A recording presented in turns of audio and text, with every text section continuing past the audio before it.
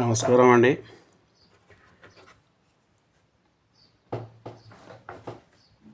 కొన్ని రోజుల క్రితము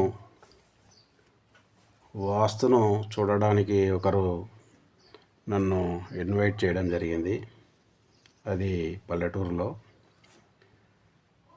నేను అక్కడికి వెళ్ళడం జరిగింది. ఆ ఇల్లు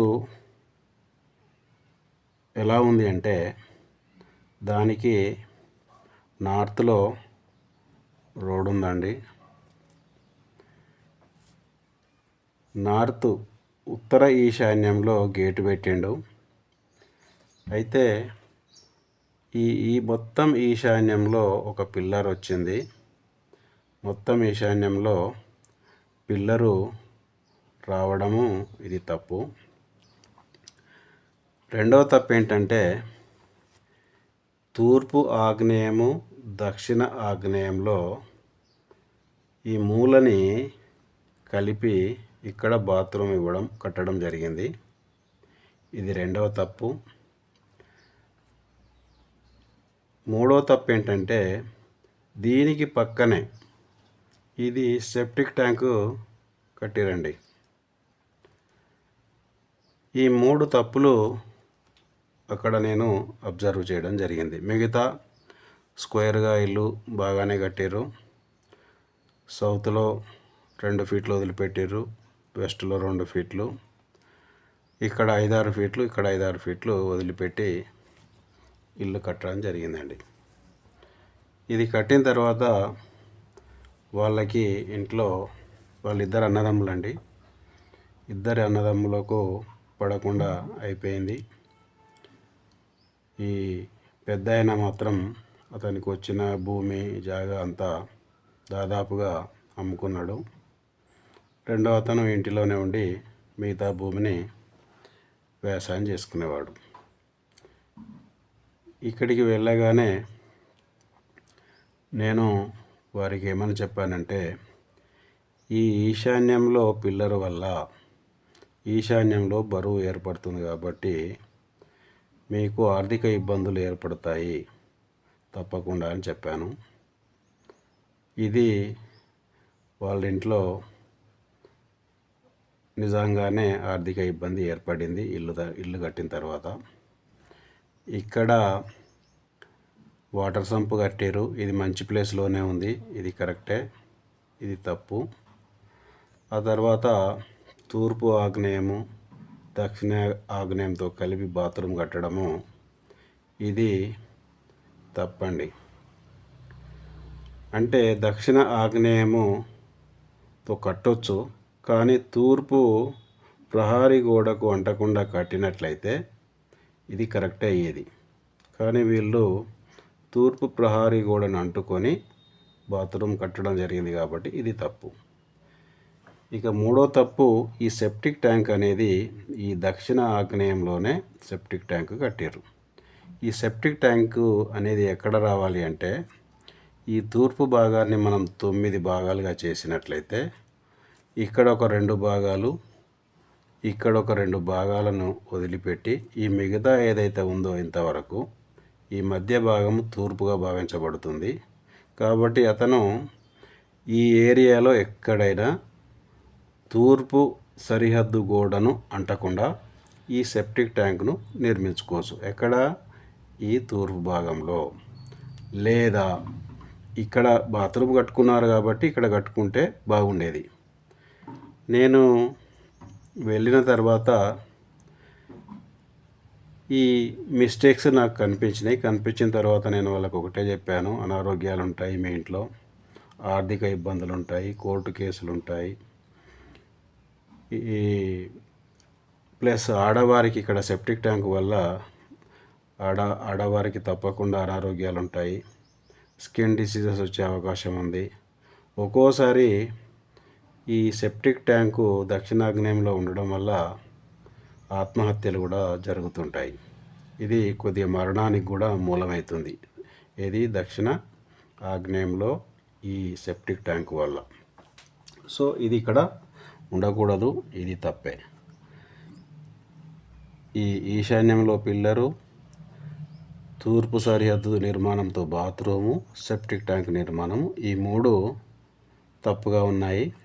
ఇక ఈ ఇంటి విషయానికి వస్తే ఉత్తర ఈశాన్యంలో డోర్ పెట్టిండు, ఇది కరెక్టే. ఇక్కడ ఆర్క్ ఇచ్చిండు, ఇది కిచెను. ఆ తర్వాత మాస్టర్ బెడ్రూమ్కి ఇక్కడ ఉత్తర ఈశాన్యంలో డోర్ పెట్టిండు, ఇది కరెక్టే. ఇది మొత్తం హాల్ అండి. కిటికీలు కూడా ఉండవలసిన స్థానంలోనే ఉన్నాయి.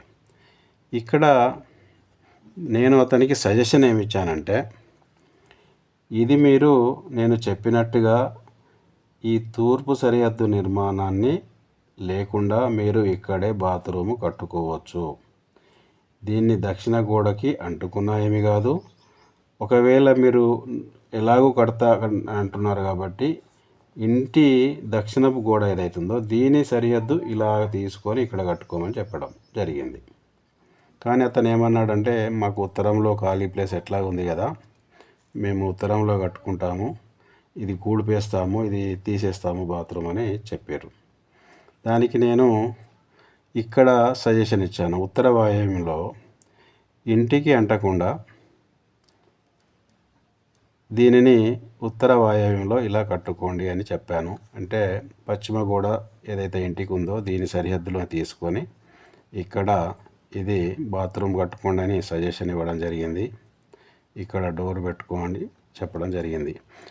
అయితే మనకు ఎక్కువ ప్లేస్ ఉన్నప్పుడు ఉత్తరపు గోడకు ప్లస్ బాత్రూమ్ గోడకు మధ్యన ఒకవేళ 2 ఫీట్ల గ్యాప్ ఉంటే ఈ బాత్రూమ్ గోడకి ఉత్తర ప్రహరీ గోడకి 2.5 నుంచి 3 ఫీట్ల జాగా ఉంటే చాలా మంచిది.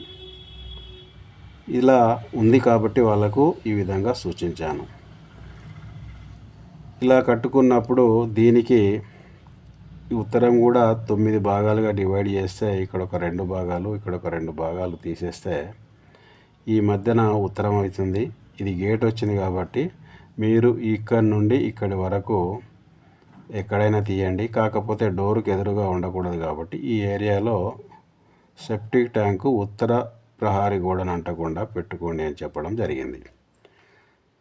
ఇది నేను చెప్పిన తర్వాత ఈ సెప్టిక్ ట్యాంకును మట్టితో పూర్తి చేశారు, బాత్రూమ్ని తీసేసారు, ఇక్కడ బాత్రూమ్ కట్టారు, ఇక్కడ సెప్టిక్ ట్యాంక్ కట్టడం జరిగింది. ఈ పిల్లర్ గేటు కూడా ఈ మొత్తం ఈశాన్యంలో కాకుండా ఒక 6 ఫీట్లు వదిలిపెట్టి మీరు ఇక్కడి సైడు పిల్లర్ వేసుకోండి, దీన్ని తీసేయండి అని చెప్పడం జరిగింది, సజెషన్ ఇవ్వడం జరిగింది.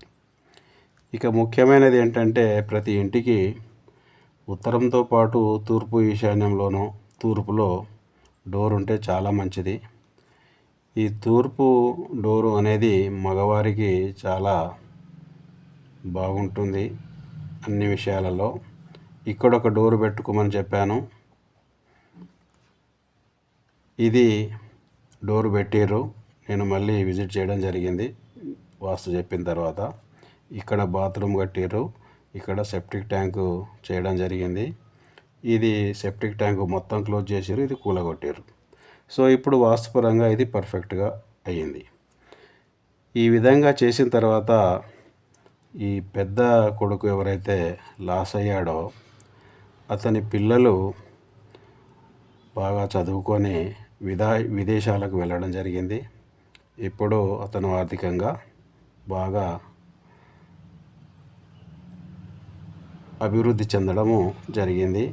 ఇక్కడ ఉంటున్న వాళ్ళ తమ్ముడు వ్యవసాయం ఏదైతే చేసుకుంటుండో అతనికి కూడా వాళ్ళ ఇంట్లో చిన్నగా వాళ్ళ మదర్కి కానీ వాళ్ళ భార్యకి కానీ ఆరోగ్య సమస్యలు తీరిపోయినాయి. కాబట్టి మనము ఇల్లు కట్టే ముందు ఎప్పుడైనా సరే ఒక మంచిగా వాస్తు తెలిసిన అతన్ని పిలిపించి అతని సూచనలతో మనము డోర్లు కానీ, విండోస్ కానీ, సెప్టిక్ ట్యాంక్ కానీ, వాటర్ ట్యాంక్ కానీ, గేటులో ఎలా పెట్టాలి ఇవన్నీ అతను సూచిస్తాడు. కాబట్టి నేను ఎవరైనా కొత్తగా ఇల్లు కట్టుకున్నట్లయితే తప్పకుండా మంచిగా వాస్తు తెలిసిన అతన్ని పిలిపించుకొని అతనితో గ్రాఫ్ గీయించుకొని అతని పర్యవేక్షణలో కనీసం 2-3 సార్లు అతనితో విజిట్ చేయించాలి. ఫస్ట్ ఈ ఫౌండేషన్ ఉన్నప్పుడు, ఆ తర్వాత ఈ గోడలు పెట్టేటప్పుడు, బాత్రూమ్ కానీ, గేట్ కానీ, సెప్టిక్ ట్యాంక్ కానీ, వాటరు సంపు కానీ ఎక్కడెక్కడ పెట్టిరా లేదా అని అబ్జర్వ్ చేస్తాడు. కాబట్టి వాస్తు తెలిసిన తనతో పర్యవేక్షణ చేయించాలి కనీసం 2-3 సార్లు ఇల్లు అయిపోయేంతలోపు. సో ఇలా నేను చెప్పినట్టుగా చేయడం వల్ల వారు అభివృద్ధిలోకి రావడం జరిగింది. సో మనకు వాస్తు తప్పులు ఉన్నప్పుడు వాస్తు అనేది తప్పకుండా దాని పని అది చేస్తూనే ఉంటుంది. కాబట్టి మనము వాస్తుని పాటించి మనం సుఖంగా, సంతోషంగా, ఆయురారోగ్యాలతో ఉండాలని నా ఉద్దేశం. కాబట్టి మీరెవరైనా నన్ను సంప్రదించాలనుకుంటే ఇక్కడ నా నెంబర్ ఇచ్చాను. నా పేరు బిఎన్ రెడ్డి, ఉప్పల్ డిపో దగ్గర ఉంటాను. మీరు కాల్ చేస్తే మీకు ఇల్లు కట్టుకునే ముందు ప్లాన్ గీయించిన దాన్ని సరిచేయడం కానీ, లేదా ఇల్లు కట్టుకునేటప్పుడు వచ్చి పరిశీలించడం కానీ ఇవన్నీ చేస్తాను. సో మీరు నేనే కాదు, మీకు మంచిగా తెలిసిన ఏ వాస్తు శాస్త్రజ్ఞునైనా పిలిపించుకొని వారితో ఇంటి నిర్మాణం చేపట్టండి. వాస్తు ప్రకారంగా కట్టుకోండి. వాస్తు అనేది ఉన్నది, మనం నమ్మాల్సిందే. నమ్మని వారికి మనం ఏమీ చెప్పలేము. వారికి అనుభవం అయితే తప్ప వారు నమ్మరు. కాబట్టి వాస్తును నమ్మండి, వాస్తు ప్రకారము ఇల్లును నిర్మించుకోండి. ఒక ఇల్లు నిర్మాణమే కాదు, మనము అపార్ట్మెంట్లో ప్లాట్స్ కొనేటప్పుడు కానీ, ఈ కిరాయికి ఉండేటప్పుడు కానీ మనము వాస్తు తెలిసిన తన్ని సంప్రదించి వాస్తు ప్రకారం బాగుందా లేదా, కిరాయికి ఉండొచ్చా లేదా కొనొచ్చా అనేది మీరు వాస్తు తెలిసిన తన్ని తీసుకెళ్ళి అతనికి చూపించిన తర్వాతనే మీరు కిరాయికి ఉండండి లేదా ఫ్లాట్ను కొనుక్కోండి అపార్ట్మెంట్లో అయితే. థ్యాంక్ యూ అండి.